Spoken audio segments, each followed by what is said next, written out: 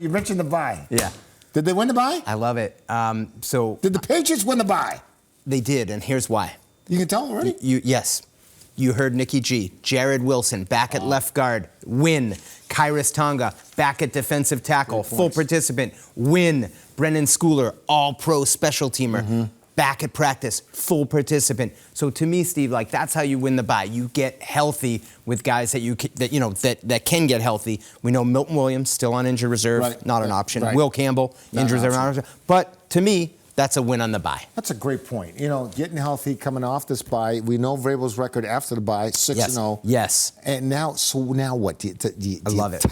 Do you tighten the ropes a little bit? I love it, Steve. Now we're going down the stretch. I love it, Steve. So you mentioned Vrabel, 6-0 after the bye. Teams in the NFL this year, 16-12 after the bye. So what that tells you is that the bye doesn't guarantee you a win the next week. So what do? Mike Vrabel said, let's crank this thing back up. He wanted energy at practice on Monday. He felt like he got it. He wanted energy back today on Wednesday. He felt like they got it. Steve, it felt big down there. It felt big down there today. Like old times. Like it felt like a bit like this was like, this might be the biggest game since Tom Brady's last game as a Patriot. You know, I said that at 5 o'clock. That's the No, actually, I said this is the biggest game at home for the Patriots. That's what I meant. Since Brady returned to play. And I think that's true because that was an event. Right, there was an event. I was thinking more the stakes of the game. Yeah, there were no stakes. You. But the stakes. You and me, similar. Yeah. I like that. All right. I like that, Stevie. All right, Drake May has played at an MVP level this season, but with all that's at stake on Sunday, he was asked if he'll be able to take his game to a whole nother level for this one. I think the great ones do, and I think I gotta continue to try to prove that. Played in maybe one or two, maybe primetime matchups with against great quarterbacks or great defenses. So that's something I continue to prove every week, and it's not something that I can just say. I hope I do. I hope I do every time, but it's something you got to prove and go out there and play and show that to my teammates, show that to this team, show that to this organization, and I believe in myself and believe I can do it. But it's something that you don't really just. I think you can say you can elevate. You got to go out there and do it, and you'll let others say that about you. Well, he did it once already. Actually, he's done it a number of times this year, but the stage is set.